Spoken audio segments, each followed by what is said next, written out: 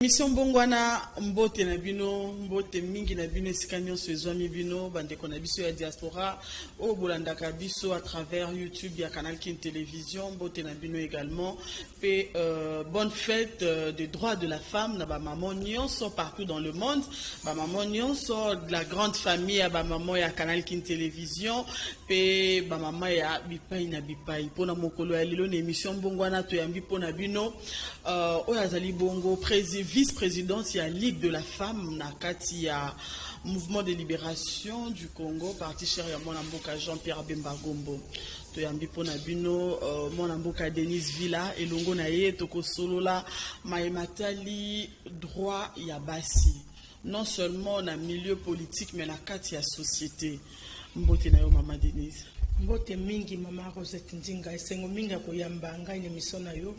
Je sais que Zambala Yambo, mais Zambala Soukati. Merci beaucoup. Le lingue to annoncer qui a Zali Bongo vice-présidente ya ba maman ya Lisanga ba maman na kati ya mouvement ya libération du Congo. To bandana no la charité bien ordonnée. Ndenge nini place nini ya mwasi na kati ya parti na bino MLC mwasi azalaka a occupaka place nini. Oui, merci pour la motuna maman Rosette. Je pense que dans le mouvement de libération du Congo, moi ça occupe la place à choix. Occupe la place à choix parce que Bisso s'est inscrit dans nos textes. Texte na Bisso est allé statut à parti, les allés règlement intérieur, mais beaucoup mingi des projets de société. Dans le projet de société, ce que aux yeux en côté là, comment notre président national Jean-Pierre Bemba a valorisé moi si. C'est d'inscrire noir sur blanc dans le projet de société. Ce qu'on côté, bao bazana ba déplier na biso, pe bao bazana besoin ko kuya ko comme ba membre, ba ko mona so ba luna na kisabango et sikawana ndenge ni mokonza limbola to ko la kisabango que comment notre président Jean-Pierre Bemba prône la promotion de la femme. D'ailleurs, pour ne pas aller loin, vous voyez que nous sommes un grand parti MLC, mais comment on a ba parti nyonso dans la kati ya Congo, il y a RD Congo, un grand parti dirigé par une femme comme secrétaire général, je crois que vous avez le seul parti. Na ba moment nini. Et puis na moment nini, na ba moment ba tractation. Na moment où tozaki en opposition, fallait à tout prix qu'on longo la moto na pouvoir. Alors c'est la femme qui était là, une femme qui ngala benga kaem mobile. Une femme genrée, en fait, une femme genrée, elle a la capacité, elle a la capacité à l'ibali. En tout cas, elle a fait son travail pour Monaki, comment elle a maintenu cap le mouvement de libération du Congo en absence du président. Donc c'est pour vous dire quoi? C'est pour vous dire que le MLC a toujours une place de choix pour les femmes. Et ceux qui ont été, comme au niveau national, je suis vice-présidente nationale de la Ligue de femmes. Tout ça, pour Kambalou, maman, il y a le monde entier, il y a la République démocratique du Congo Kakate, na ba maman na biso MLC diaspora. Donc tout ça ko kama ba maman il y a le monde entier par rapport il y a notre parti MLC. Donc na utaki pe na ville à Kinshasa où je travaille longtemps d'ailleurs, à côté un président interfédéral Guérin que je salue en passant. Parmi ba vice-président naie, adaki na vice-présidente moko au Zakingai Denise Villa pendant longtemps. Donc, nous avons toujours une place à choix. Mais chaque fois qu'il y avait des activités dans le niveau de la ville à Kinshasa, le président interfédéral me consultait toujours. Denise Villa, pour la Bama, au lobby, il peut sa point de vue. Donc, par là, si nous avons deux Kawana, tout le monde a que non, la femme a une place de choix dans le mouvement de libération. Oui, tout le monde en tout cas, je soutiens un coup de chapeau na président national Jean-Pierre Bemba Gombo. Tout le monde a vraiment, moi, c'est occupé la place de choix na Katia parti mouvement de libération du Congo. Tout le monde va poste ministériel, va poste na administration publique. En tout cas, basi bazape aligné. Mais na Katia parti de balobaka ici quand on se bat bazali, moi makambo zanga raté. Makambo ane zaka souvent bisonyo soto on a mis ça là, ate, bozo sala boenini, moi si bozo pese pouvoir mingi, moi si moi discrimination wana, ezanga toujours te. Yango basi de l'autre, baso continuer ko tombo la mongongo, pona ko abolir, yango pona ko longo, yango donc ezala moi si na mobali, bazala, à parts égales. moi c'est 50, mobile 50. Mais dans le cas de MLC, bien sûr que c'était la femme, bon c'est la femme jusqu'à présent, pour Yende Moutaza, secrétaire général actuel, maman F. Bazaïba, VPM ou Azo Kambana, le mouvement de libération du Congo. Mais écoute, on a raté dans le cas de partie, ndenge balobara toujours, moi c'est ton akambo kate, makamboza akate, ah non, Ataza CG, mais c'est une femme, non, il faut placer ça. Makambo na kati ya MLC ezalakate. Bon, je pense que au moins quand on a le bilan d'Akonyo sur ma cambozanga raté. Ils ont la cuisine interne, même si tu recrutes la. Non, non, la cuisine interne, même si tu recrutes la on bandate. Non, le batte que et c'est qu'abisso tous años sur la cama malam. Non. En tant qu'être humain, et c'est qu'años sur votre basangani, moi ba coco sur zanga raté, ba coco sur zanga ezali. Mais certes, moto a dans la signature, c'est savoir qui prime. C'est savoir qui prime, c'est clair. Ce que moi, c'est dans la place au local, et ali maman Bazaï, la dame qui est là jusque-là, parce qu'officiellement, elle n'est pas encore remplacée. Donc, voilà, en tant que CG comprimé auprès du président national, ça c'est clair. Ça c'est clair. Nini, vous préparez dans le mouvement de libération du Congo pour la journée à l'élo le 8 mars. Bon, pour la journée à l'élo, en principe, en tout cas, biso te préparer que le côté, tu peux ça qui l'attitude na ba fédération na biso to Kamba. Na ville à Kinshasa puis libanda ya ville ben bana ko sala ba milulu na bango pour que biso le 19 mars to sangisa ba activité ba fédération nyonso pour une grande matinée politique. To ko sala mon esplanade ya triomphal libosa siège na interfédéral bien que terrain ngo daki va tout le monde ba tete ba tort de part et d'autre mais devant nous comme il y a un espace à partir de podium, nous allons demander l'autorisation. Bon, pas l'autorisation, informer le gouverneur de la ville de la matinée politique Nabiso, où on a une femme MLC le 19 mars, un samedi na Tongo. D'ailleurs, les Ambela Pénabo qui est venu au canal Kimbo pour accompagner Nabiso, pour que vous accompagner toujours la Ligue des femmes. Donc, le 19, maman nyon son mouvement de libération du Congo. Et la diaspora présente à Kinshasa. Et maman outil intérieur présente à Kinshasa. Batonyon so atangami MLC, l'association structure d'appui, structure spécialisée, le fédération, structure statutaire organique. To bengi onyo so bengami mama na milulu otokangi le 19 baya ko répondre na mbele ba mama Ligue des femmes ba yoka nini to ko expliquer bango. C'est vrai, maman, l'anniversaire de la femme. Non, en soi, ce n'est pas l'anniversaire de la femme. Et c'est la journée, non seulement le droit de la femme, une journée, il y a réflexion. Une journée, il y a auto-prise en charge. Une journée, pardon, il y a prise de conscience. La maman, la femme doit prendre conscience. Toroko mawana maman Denise Villa to bedana likamu moke e openza journée à le 8 mars émission eza spécialement émission auto consacré en openza na date oyo okoko lobela biso non moi historique nanu ya moi moke o lobela biso nanu na tina ya célébration ya journée de la femme lobela biso nanu na bozindo penza journée ya le 8 mars. Bon.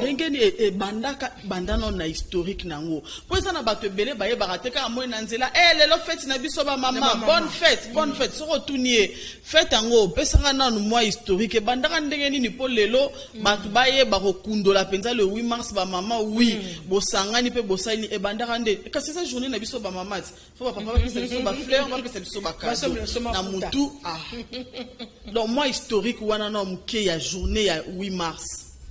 Bon, historique nango, ça date de longtemps, ça fait déjà au-delà d'un siècle. Oyo ba maman moko banay ko sala en entreprise lokola mibali dans une entreprise textile.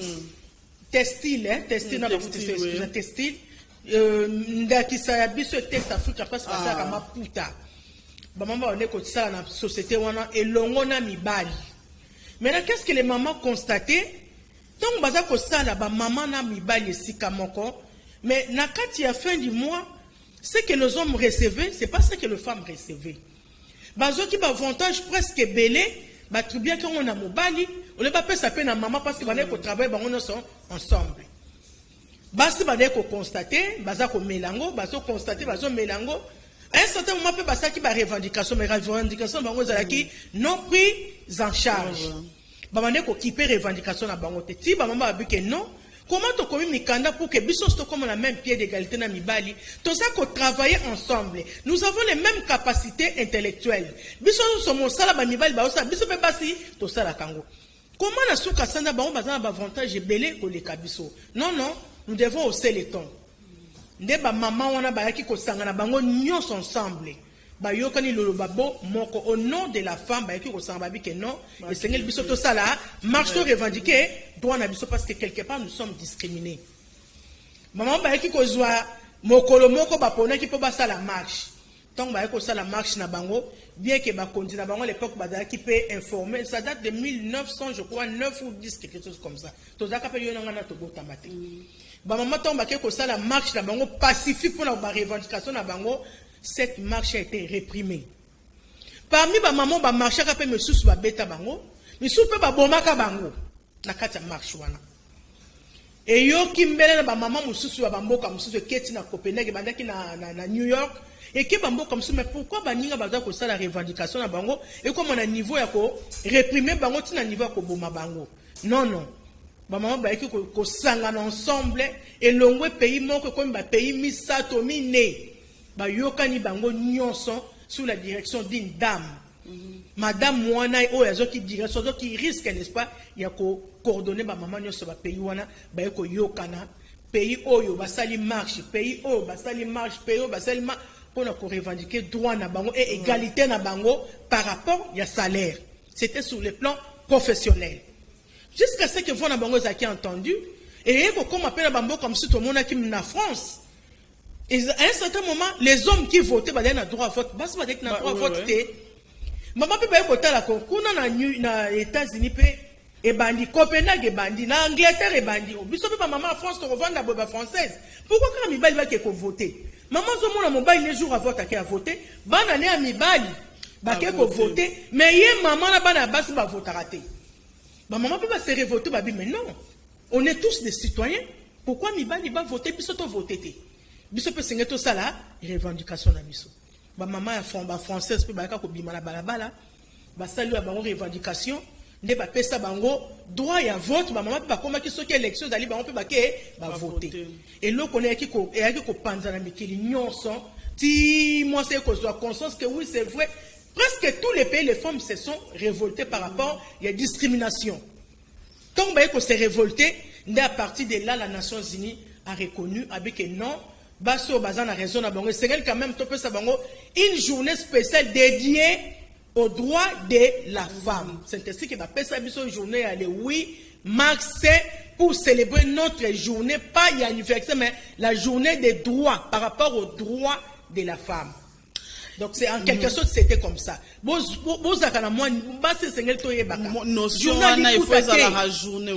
pour ta télé, ce qui nous comme célébrer journal le 8 mars. Ce qui nous comme que notre on a pourquoi quelque part il y a des sacrifices.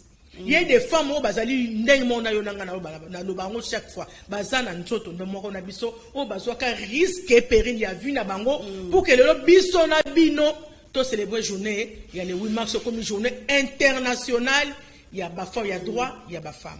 Il y a un vraiment un thème national et international. Il y a une moi parenthèse. Et si que lobby, bon, au petit c'est tout petit historique. Nango, les lots, comment qu'on revendiquer, bah thème et les cas qui les camboya parité, égalité, 50-50. Et ça qui va payer 6 mois, bah 30%, mi bali 70%. Et zo mata. Mais qui nous les lots, n'a évité, tozo vivre phénomène moko, to vivre kayango, toujours. Bah femme mingi penza, et ça mingi na katia ba entreprise. Dans la société, to vivre en tout ça, tout ça, la katoyebi. Et ça, comme moi, si, pour, matissa, peut-être, nabani, numéro, naba université, ça, les maka, kondi, bazala, qui code décrié, femme code décrié, pesa, rangoku, combo, point sexuellement transmissible. Au moins, à moi, na, aza, nae, bon, aza, na maé, la route, na cour, on a peut-être à comprendre, prof à l'obité, tiens, assez, pour quelqu'un à la chambre numéro X, boye.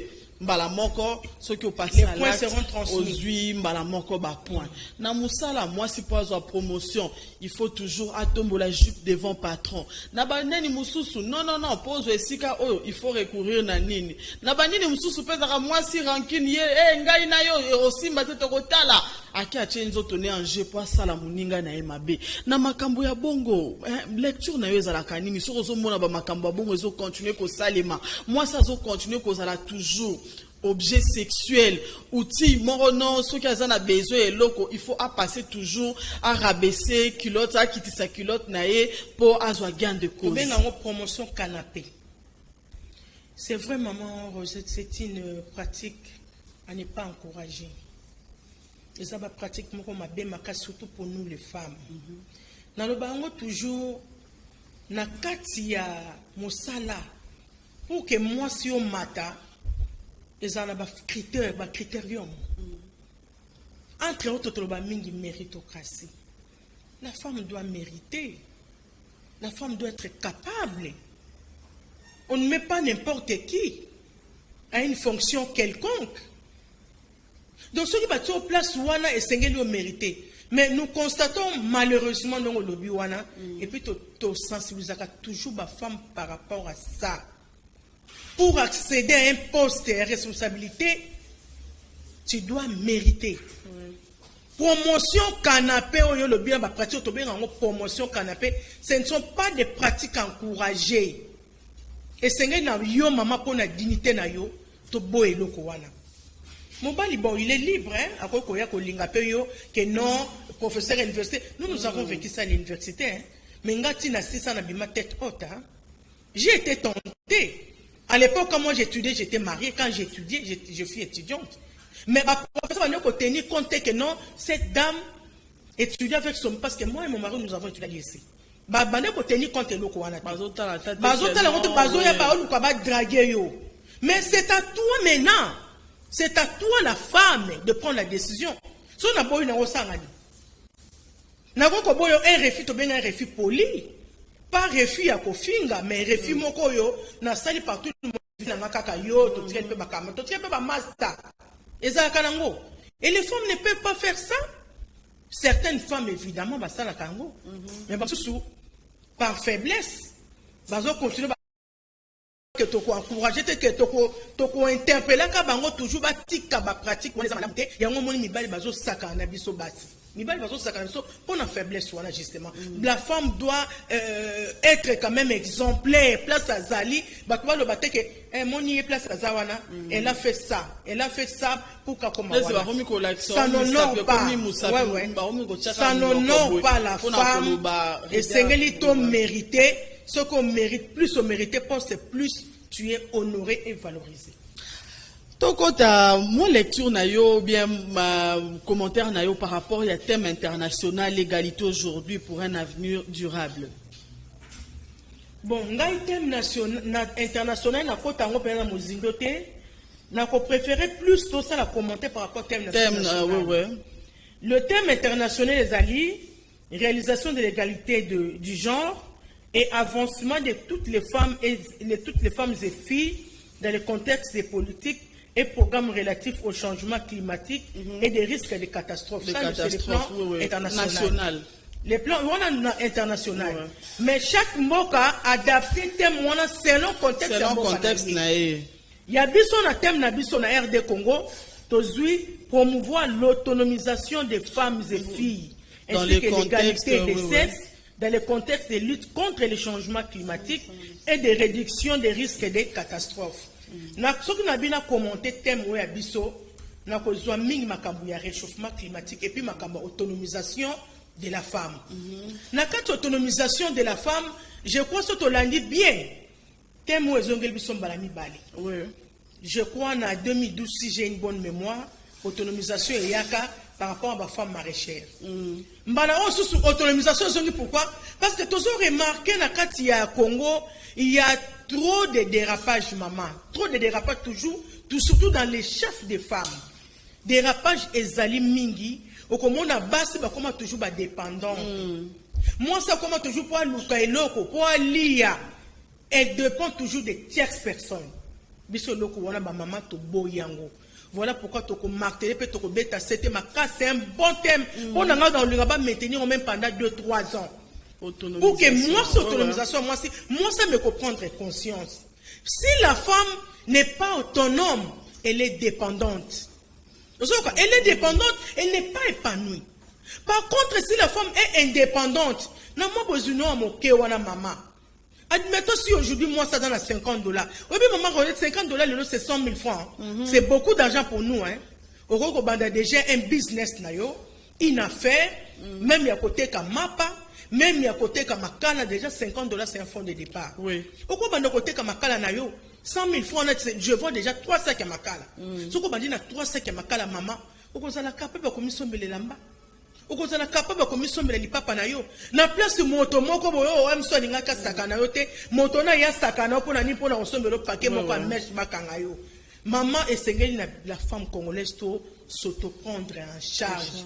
Tous doivent conscience. Et ça kaka journée te na poko to kuta na wapi, o to kuta na bar songolo, to ke ne komela to ke kobina. En tout cas moi ça ne me concerne pas la journée de jour. Moi ça ne me concerne pas. Je termine mon travail, je rentre chez moi à la maison. Moi, ça ne me concerne pas. D'ailleurs, tout ça me révolte. Parce que ce que Nathalie droit de la femme, pour nous, le cas de la femme congolaise, est-ce que nous connaissons nos droits, nous, les femmes congolaises? Droit n'a pas aligné. Prenons dans tous les secteurs. Dans le secteur même, il y a politique. Surtout, normalement, tous dans le secteur politique. Les non-respect à l'article 14, il y a constitution. Où ils ont mis en application. En principe, les textes même devaient couvrir la femme. Et nous avons couvert par rapport à nos droits. Est-ce que les droits sont respectés? Décider ni la date le 8 mars. Qu'est-ce que les décideurs nous disent aujourd'hui? Que non, ma femme, comme les 8, par exemple, tous ont en compte tel article, tel élément par rapport à droit nabino. Je pense que non. Qu'est-ce que notre ministère du genre a préconisé par rapport à ça? En tout cas, c'est révoltant d'ailleurs. C'est révoltant. Aujourd'hui, dans le secteur, ce soit dans le secteur politique. Aujourd'hui, dans le secteur, maman maraîchère. Nos mamans maraîchères, bazar ko pleurnicher au jour les jours. Surtout Anna, au jour les jours, terrain. Il y a maman où elle laisse la biso légumes. Maman où elle laisse la biso pondu. Terrain na bango commence spolier. Maman ko bimalobi na tango to sa bilanga na Congo na moni au terrain ba clôturer comme un moto songo le moto pakala. Maman azo lesa yo na ngandunda. Maman azo lesa ngana yo pondu. Maman azo lesa ngana yo fufu. Est-ce que maman on a ba droit na bango? Ils allaient reconnu par le gouvernement? Je pense que non. Et Seigneur to ba droit na biso. Mais qui malheureusement biso parce que le bango toujours ba femme congolaise, tozaka lié par une ignorance. Si nous sommes liés par le pesanteur socio-culturel, oui, blocaka biso, oui, constitution biso un frein, oui, et ça la raté que ton c'est ton. On est toujours réservé. Mais pourquoi? Tala basi ya mikili ya poto, ba mama Copenhague batambolaka, ba mama ya New York batambolaka, ba mama ya France batambolaka, ba mama même il y a 2 pays d'Afrique n'est pas ça, batambola même nu. Pourquoi? Parce que l'eau comme on a beaucoup la bangue mataki, on tanga kombo na kata télévision te. Ba mama ba bi que non et l'eau ko mata na kata mboko na biso te, il faut pas rabaisser prix. Les mamans se sont décidées. Babi ou alors aujourd'hui ça serait une journée sans sexe à la maison. Et les présidents na bango ba kondi na bango ba yokela ba maman te. Ba yokela ba maman. Mais nous les femmes congolaises, tous en absolu toujours ba ignorantes. Nyonso to ndima na biso, nyonso toza ko gobe na biso. Voilà pourquoi dans le bango toujours biso to patoja na biso to ko patoja. Mais maman Denise Olobi pe le romora motuya. Et loko ya motuya na ndenge que non autonomisation, oui c'est bien bon, ba femme bozo c'est autonomisation, mais les lopé mibali ba komi pe ko revendiquer quand une femme est autonome, quand une femme travaille, elle gagne de l'argent, elle ramène du pain à la maison, a commis mapeka. Donc comme on dirait ye pombako, mobala ko lo banelo rotoro lo balangani soko chebwe pour na divorcer. Naza capable ya refuta loyer nanga. Naza capable ya kotangisa bana naza. Pourquoi? Parce que azo sala musala mbala mususu azaki na moi fond mobala baki c'était kende Chine Dubai a sali maison na ya sali salon de coiffure a sali ni na komi ko gagner plus a moni que non a komi ko luka maté mobali. Mobali soki alobine non, je suis une femme autonome. Lelo ekomi mingi penza eko biso ba femme autonome, biso ba nini boy. Ba komi ko zwango on dirait loro moko ya liseki, on dirait loro moko ya ko tia na tembe na mibali. Ngana koloba la maman congolaise boy. Tant to pesi ndakisa historique. Ya ba maman na basalaka revendication na bango, c'était sur le plan professionnel. Les mamans doivent comprendre, elles doivent nuancer. Tolobaka likambo ya parité na libala te. Autonomisation, oui. Oui, autonomisation, parce que Obi Mibali n'a biso pe lelo, même Bao Basala Kabaganyaka combien, maman? Baganyaka combien? Quand on est dans le foyer, moi, je suis autonome dans le foyer, normalement, moi, je suis le Seigneur, je suis dans la même vision. Surtout, je suis dans le foyer. Moi, je suis dans la même vision. Et là, il y a un mobile qui est là. Oh, yanga ezape ya mobali nanga. Nakoko mema likambo ya parité na foyer te. Nakoko sangisa autonomisation na parité na kata libala te. Non. Ceux qui sont dimaki mobile na yo pour les meilleurs et pour les pires. Zwa mobile na soka dans la difficulté parce que mibali peut pas besoin de charge. Ngapé za na zang na beng mobile nanga azawa te. Mais papa na a besoin ya boy. Autinda rapet. Bon mokoya ozanga na ko pesa ete. Mon collègue pas causé un appel à ça maman. Donc on se complète toujours. Mon tour à colobaté que non, mon bali kakande, yé kakasa la cagnos, to comme il est là na maman, to comme na période oyo, moi si face à mon bali peut faire ça. Pour ça les akato que les bureaux non, moi ça m'appelle à bureau terre, mais place aux zones lukata moi kwanga oya yowana. Au colobanga que kwanga oya yowana, papa soutient kayote. Papa soutient quand même quelque part. Ton dit m'appelle mi bali na biso na bandako. Quand mon papa a soutenir yo maman, na moi mon bongo zo sala, azo peso un coup de pouce. Et c'est qu'elle pose à la reconnaissante. Mon collègue papa zangi yo comblé. Yo pas comblé vide wana. Papa pas ko zala ke lelo maman, na tana bongo foute moi na minerval te. Yo pe maman so oza autonome, oza capable de c'est pas bon foute moi na minerval. Moi je connais des couples le mari travaille, la femme vend. Mais na kati ya couple au moins ça zoteka, mobali bayoka na ye motafuta ka loyer. Il y a un Azwakabana en charge par rapport à Minerval. Mais qu'on y a un acte du 1er au 30, c'est la femme. C'est la femme. Si vous voulez que mon bal a maté moi si, non, mon bal a maté moi si. Et ça, il y a complémentarité dans les couples pour que beaucoup de liboso. Parité, toi, c'était ma maman. Les femmes congolaises, les parties, c'est sous le plan professionnel. Zinga association na yo réclamer parité. Nakata lingomba réclamer parité. Nakata société réclamer parité. Nakata ya ma parti politique comme ça tozali to réclamer droit na biso na parité, mais pas dans les couples parce que l'homme reste l'homme. Autorité na bango ezali bien établi même dans la Bible. Tango nzamba sali mokila saka mwasi liboso te, nzamba kayaka liboso Adam. Et voyaka après tiré par une côte, juste une côte. Biso ozaka mukuwa moko na kata mikwa mibali. Ndemo nzamba yeko sala mobali alobi ke non na pesio mosuni voilà la femme na oye wana o naturel pe mpo ameka ko sunga yo. Mais c'est pour que tous à l'égalité na kata couple te. Non. Ba maman photo sala keba. Parité dans le mariage non, dans le ménage non, dans le foyer non.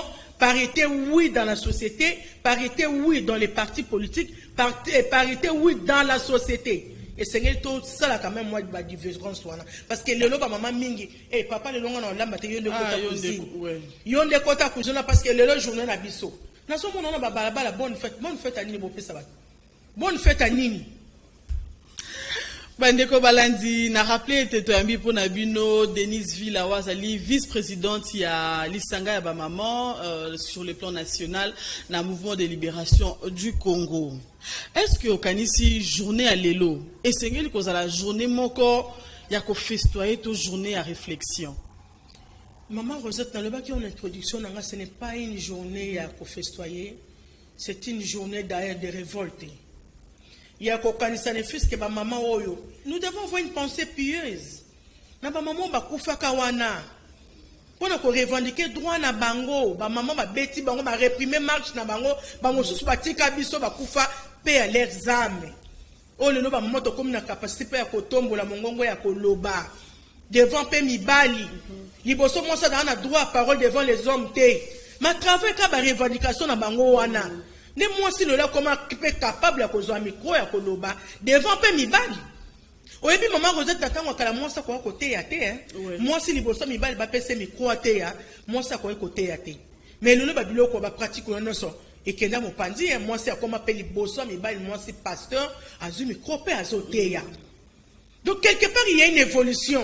Tant que évolution ezali et c'est maintenant maman oyo lelo oyo lobake ngai lokola bapesi ngai parole ngai na seke na leki mibali. L'homme reste toujours l'homme, la femme reste la femme. Droit na biso to ko revendiquer par rapport à biso ba femme. Et non to revendiquer to zo place à mibali. Non. To zo revendiquer to zo place à mibali. Voilà les lois qui journée moko maman sengela qui to réfléchir. Même yo la femme congolaise. Passer na outi wapi. Présent na rezo lelo. Qu'est-ce que tu as fait dans ta vie? Et qu'est-ce que tu comptes projeter dans les jours à venir? Et sengeli to yeba. Vanda, ça l'examen conscience. Comme la kuti te ko langwa te yo moko mama place aux ali mitala place aux ali. Est-ce que ngai naza ko tambola malamu? Est-ce que futur nanga lobe ko zala ndenge nini? Est-ce que j'ai contribué pour le développement de mon pays? J'ai contribué pour le développement de ma communauté. Et Seigneur Tomitala. Comme la théo que le meilleur langue na buto va dire ko bina, va dire ko sala batapage. Et il y a certaines filles on a eu aujourd'hui, oh bah parents na bango bazali efficacité. Beaucoup de filles vont transformer on a journée à Liputa. Beaucoup de filles vont découcher aujourd'hui. Maman, vous devez tirer les oreilles à vos filles. Les loba sala très attention. Ngonga kozonga ndaku so koki, ba na bilo bazonga ndaku. Bon contrôler bon malamu ezali journal ko fetoyer ya ko festoyer moi c'est sengel ayeba moi na moi swana o mobile azoko benga ake komina masanga même si tantôt moi na ko zonga pene na maboko na été. Donc to benda bana biso matoi bana bavana na ndaku, c'est une journée comme toute autre, bien qu'ailleurs c'est une journée fériée bien sûr, chez nous ce n'est pas une journée, c'est une journée normale. Comme les coloniaux c'est bien que c'est la journée internationale, mais biso daki jour moko ouvrable bana classe batangi misala et salaminango ba mama côté ka bateki, donc tout trouver un normal que non, et ça une journée normale comme toute autre journée, mais sauf que nous devons réfléchir par rapport à cette journée.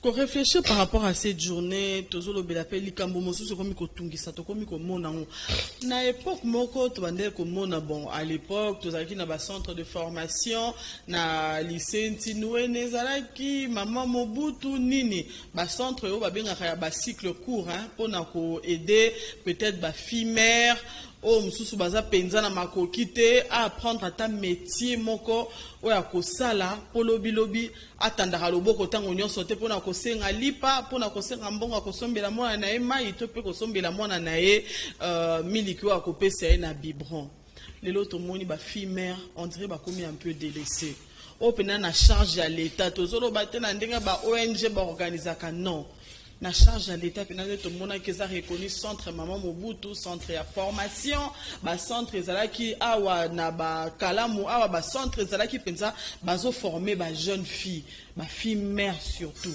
l'autre monde ba komi délaissé kotambola na ba terrasse kotambola na banganda nyoso kotanda loboko mama sunganga mwana beliki sezate mama sunganga nazo atali pa kolesa mwana na baka ya bongo lelo bino pe bozana ba poste ya prise de décision et fort nini bozo sala pona ko lutter un peu contre makambwana surtout na tango basi tozore revendiquer oui autonomie c'est bien bon mais moi si soki otombwami il faut bo benda pe ba o bazana se aller Singape salami bongoti wazana sa sungia ti ezo mata waza likolo azo boakela ba o bazana se lelo l'état on dirait ba fille mère baza délaissé ba centre de formation ezakali susute moi esika koye kolata moi ko kanga suki ko kata te lamba ko sala couper couture to mona ka yango penza te par rapport na yango ko koloba nini mwana mboka. Maman Rosette, je pense que na onyo solobi c'est vrai, à l'époque, Papa Maréchal, paix à son âme, il y avait des centres qui encadraient Bana. Mais à ma connaissance, il y avait des centres à la RACAC. À travers le ministère, il y a Affaires sociales. Il n'y a pas longtemps, tant que Maman Rose, Boyata, différents centres d'apprentissage. Il y a des centres. Sauf qu'à l'ère d'aujourd'hui, avant c'était gratuit, mais le long n'a pas comment même qu'on fout à bambou. Même il y a une PP, il y a une PP formée, il y a une PP formée dans tous les domaines, qui malheureusement va pas comment foutre un INP. Mais il y a une PP pour foutre à moindre coût, qu'il y a des qui qu'on fout à 10 $. Justement, responsabilité d'un gouvernement. Il fallait que le gouvernement aille penser à biloko wana que non ma fille mère n'a biso ba chege. Doivent être formés par le gouvernement principal pour que bazala utile. Je félicite le gouverneur de la ville. Oh, Lelo, a commis bano, bazo sala bakuluna. Oui, mini bazo sala bango. Bazo loko taban, babo kabango, babo kesa na service national. C'est quand même à féliciter. Mais mingi mususu bakele mitika ina nini omona zo tambusa maman aza baloko tangoso il y a quand même une avancée maman Rosette. Il faut te reconnaître ngo. Toi quand tu apporter ka critique. Mais nga zo apporter on a ça comme na miso na ngai po toza ko yoka. Le gouverneur de la ville, le général il y a coup de chapeau, basa ko sala mosala quand même, il y a ko lokota ba jeune o bazo sa basa ke lokote na vie na bango, bazo me mapona ko ke ko yekola mosala. Également na ba jeune fille, mais qui malheureusement ba fille mususu ba me on a ba centre ming ba ki na bango. En tout cas pour ça j'appuie le gouvernement et na ko ça va s'arrêter wana te.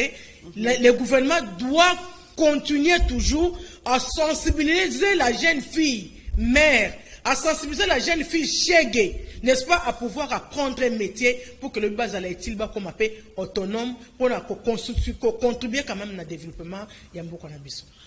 Moi Mboka Denise Villa, eza likambo moko ekomi mikolo mingi na bana basi à travers les réseaux sociaux. Terme moko influenceuse. Je pense que y est bien ngo influenceuse, ba dealeuse, bande konabiso ya basi, baleki na biso, baya na biso, bana na biso, baromi ko se donner na ba acte moko, topé na ba vidéo moko obscène si je peux le dire ainsi. Romona mona moi c'est un msusu à moitié nu, un msusu bana petite culotte, sous-vêtements, sans soutien. À la tête moi cinglé te moi lamba likolo te ba vidéo moko bongo soit azo sa la publicité et loko boye azo belele loko boye terme ezaka kanini ngai influenceuse. Or si me ko sala banquette to za ba pandisa ngoto yebi to mena ka ba investigation to ko yebe komi lokola réseau moko ya prostitution. Oh ba changer ngo donc to ebite soki bango baza ba VIP baza lisusu te que non atelemne ba o baza ko telema et comme na ba réseaux sociaux à travers ba fiwana okomo na ba réseau ebele vraiment na ba réseaux sociaux tali ba vidéo na bango oyoki na soni oyoki na mawa na phénomène o to ebite soki gouvernement ko sala mo eloko ministère ya genre ko encadrer ata oui to boité na bamboka mususu ozomona ba influenceuse bazo apporter moins plus mais abiso eza réduit et comme lokola synonyme ya débauche moko boy par rapport ya ba acte wana bande ko na biso basi bazo sala lecture na ezani. Rosette, je suis désolé ya komona ba image même ngape na landarango otala une jeune fille na ba pratique moko. Mais image moi je crois 2-3 jours une fille là mais ça la bestialité tout ça moi ma belle na yé une fille je ne sais pas c'est pour chercher quoi est-ce que zali qui c'est ça ko lukambongo ou quoi je ne comprends pas. En tout cas biso to sensibiliser à la jeune fille. Je n'ai pas entré dans leur vie ceux qui ba yo karabiso que rien ne sert à courir. Vie faut ko lukana motoki na yo même la Bible a komango. Tu mangeras la sueur de ton front. Sueur de ton front, c'est qu'on peut ça na pratique à bon côté. Maman c'est le luka. Et comme on a vu le Congo, ce ne sont pas les hommes, ce sont plus les filles. Les bazar pour utiliser mingi. C'est dommage et c'est malheureux pour la jeune fille congolaise. Il y a quoi utiliser à une façon wana. Au long on a phénomène hôtel même phénomène ba fille ne sont même pas bien ça comme moitié nu. Non, le bango toujours le ministère Jean Azawana fallait qu'on censure babiloko wana. C'est comité censure ba sala comme ça. Bato peut sa proposition. Bakoyo que la biso pourtant nous avons les ministères bien établis à quoi qu'on censurer babiloko wana que non yo musicien tel soko binisi moi si à moitié ni moi so na ko bimaka ko lekate. Mais les ministères, qu'est-ce que les ministères font? N'importe comment bazora décision na to mona qui vraiment il y a des musiciens au penza ba danseuses aux mona basa balati convenablement ba tenu moro descente décision bazora chapeau na bango et vous melaka même pas et vous melaka même pas parce que pour preuve les filles continuent toujours au moins on a même la spot publicitaire comment est-ce que ba biaka ba fille comment est-ce que ba biaka ba fille donc c'est nous qui sommes parce que maintenant ba bango que c'est nous qui sommes exposés. Les hommes sont là, ils ont gagné une bonne nudité à moi si. Non, c'est pas normal. Biso mon homme, femme et tout se révoltera que non, on a la pub, mais na tenu au par exemple, on l'écarté. Est-ce que moi, si on a dans la conscience, est-ce qu'il y a pas droit à y? Il n'y a même pas droit à y. Il y a zone de maca parce qu'il y a qui va payer moins un franc à l'Iana. Mais c'est dommage pour ça.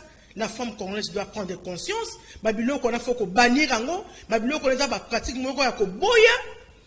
Bah proposer le que maman peut jouer courage je que non papa n'a pas ça là oui mais na oh les autres n'a pas ça là ngoté. Merci beaucoup. To komi pratiquement na suka émission à mokolo ya lelo lilo bana ya suka pona kokabwa na émission. Lilo ba ya suka maman na obeta c'était plus na makambo ya thème ya autonomisation. C'est vrai tout ce que tu as dans l'émission ezali par rapport il y a non prise en charge, il y a non prise en conscience, par exemple, pardon, il y a la femme congolaise, mais c'est une abisso la femme congolaise, tozoa, conscience. Journal le 8 mars, c'est une toy bateau comme relaté moi historique. Parce que tu as côté à Mozunu, ça a belé, mais tu peux si bien moi historique, place ni makambo e banda. Les akina ba maman ba pesa ka vie na bango pour que notre droit soit aujourd'hui reconnu. Est-ce que biso la femme congolaise droit na biso toye biango? Est-ce que toye biango maman? Na kata fois est-ce que moi si pas yebi droit na ye? Na kata société toi ko sala. Est-ce que moi si la femme connaît ses droits? Na kata bilanga maman za ko sala est-ce que moi si yebi droit na ye? Maman ceux qui toza na capacité à ko se tenter, il y a des associations féminines au toko ko kotaka na ba ONG ba fondation au ko aider pe maman. Ozali kamoko linga ko sa mozali ne capacité à koloba mais à travers l'association wana bakoy ko accompagner yo bakoy pe ko guider yo pour que o meka ko retrouver ba droit na yo. Donc maman essayé na biso te to kanga minoko. S'il y a un problème, il y a une préoccupation, il y a un loko zo bloqué dans la société, na vie sociale na yo. Essayé le maman to sakato ya koloba yango pour que lobby quand même to ye baba droit na biso. Et puis, tu contribuer à développement, il y a Air de Congo. Pourquoi pas il y a communauté place au Vandi, dans ta commune, dans ta quartier, dans ta rue, maman peut s'engager, oh mais quand peut saper moi voir na yo par rapport, il y a droit en tant que femme. Mais ce qu'on est droit na yoté. Ce qu'on est droit na yoté. Parce que Bissot sera toujours lié par les présentaires socioculturels. On est toujours bloqué. Nous constituons toujours un frein, peut-être par rapport à nous-mêmes.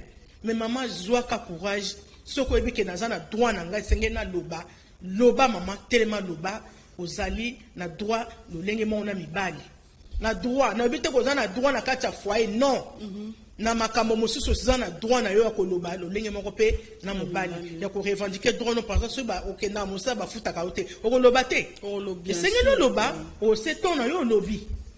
Les alliés peuvent le lenge mona bateau tous appels la politique ceux qui ont senti aux a discriminé au c'est ton ayo loba que non chef hein place nazaï nazo mona clarté na lingi bona lingi boy c'est ton droit makokanga yote bakoboma yote mais au lobby on s'exprimer peut comme on a peut-être likambona chef on a qui peut ignorant tout comme on a qui peut sous-informer mais tant au lobby avec ah oui maman le baki a dans la raison quand même c'est que tout ça nini to résoudre le problème naï donc to kanga mino côté ba maman to reconnaître ba droit na biso to loba pour que lobby na biso ezape malamu pour que lobby pe ba maman to konto za la épanoui pour que lobby pe maman o contribuer na développement ya mboka na yo na kati esika ndinga oyo tovandi.